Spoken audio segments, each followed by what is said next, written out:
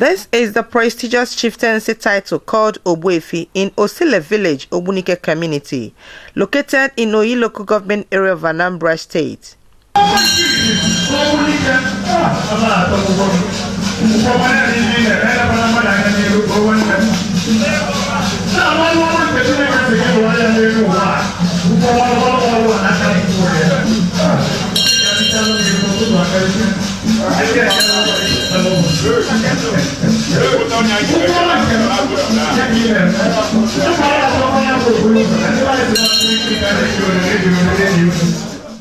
Friends, relations, and well-wishers gathered at the palatial country home of Elochukwu Gwacham and his wife, Lady Maureen Gwacham, to witness the coronation.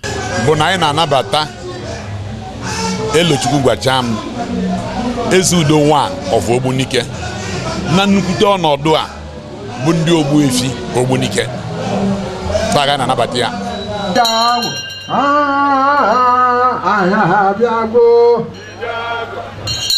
Ogbuefi osi la hapụta, Ogbuefi osi la ekunye, Ogbuefi osi la abịagbo, Ogbuefi osi la nnọọ, Ogbuefi osi la dahalu, Ogbuefi osi la dahalu, Ogbuefi osi la ekenekwa, Ogbuefi osi la dahalu, Ogbuefi osi la abịa.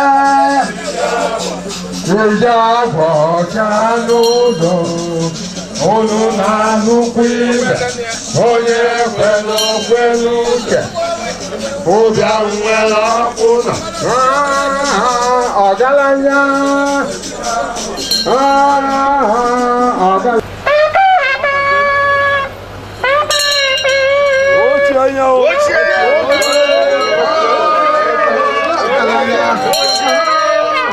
Galanya, mama, galanya, mama, galanya, Elochukwu galanya,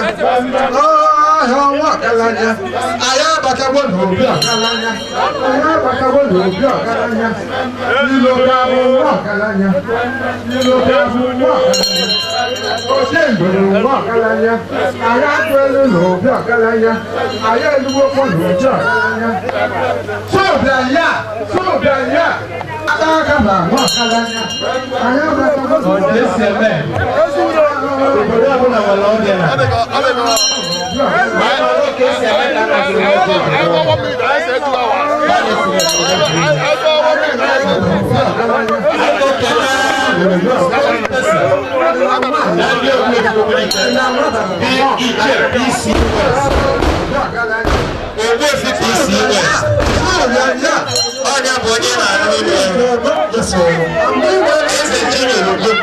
Archbishop Dennis Isuzo of Onitsha Catholic Diocese, Honorable Tony Nwoye, among others, were present at the event.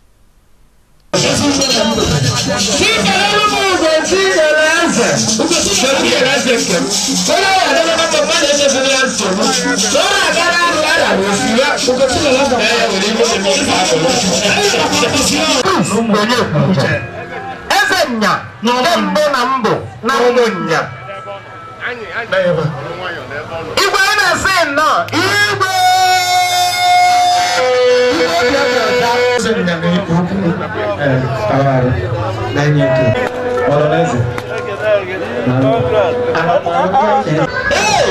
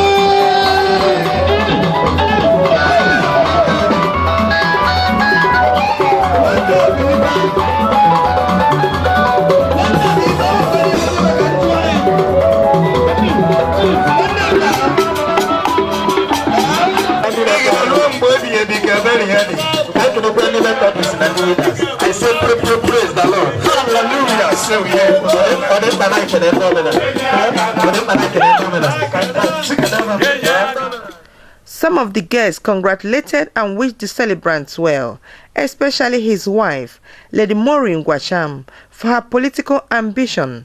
She is aspiring for the House of Representatives for Oyi and Ayamelum Federal Constituency on the platform of the All Progressive Grand Alliance, APGA. The guests described her as one who could do the job.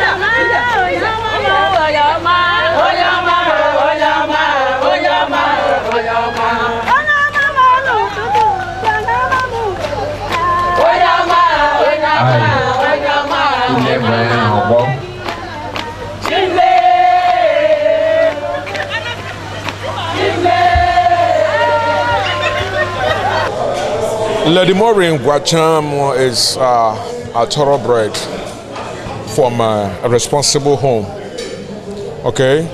And this is what Oyi and Ayamelum has been praying for. You know, a woman that would come to put smiles on our faces. Smiles on the faces of the suffering people of Oyi Ayamelum, the constituent members of Oyi Ayamelum Federal Constituency. You know, the representatives we've had in the past could not do it. So, and those were men. This time, we want a woman to go in there to play a motherly role. You know, we want a woman to go in there to play a motherly role. And Maureen happens to fit into this very picture that we have painted for Oyi and Ayamelum. She's dogged, she's dynamic, she's intelligent, she's sound. Very wonderful event. It's a welcome idea in our community to have such a renowned person who cares for his people. That is why we are all gathered here. So we're very happy and wish him the congratulations. Now, if I can Ganiru, you know, you know, one of the people so could do Ezeudo. So now, the best the life can offer, and they've been doing well, so they have to continue in that path. Okay, first of all, people may lie for Elo, one day working, it's crown here, all his efforts. Okay, with you with the highest honor you can have in your village, in your town, and God has bestowed it on him. We are here because of our patron. I saw Igwe Umonyapu, our grand patron, where Biakai Nonyelu, patron Gwacham, Elochukwu Gwacham, Best Western Hotel. My prayers to him is that God will perfect all that concerns him and his family in the name of Jesus.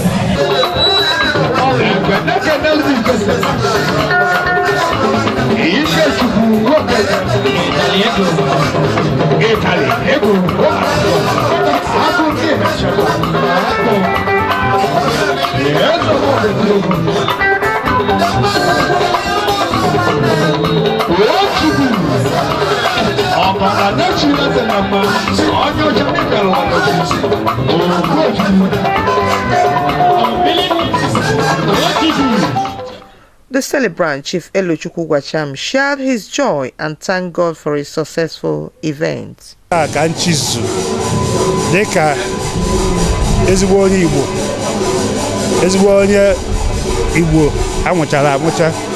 Isimicha. The Bodaibo will keep a given a messia, but we see other charity. We go to the Cabaret, where Zuke. So not attack and Zuke. They can do one people. And that was a Ezeudo. Namabolo Buefi, Ezeudo one of Ogbunike.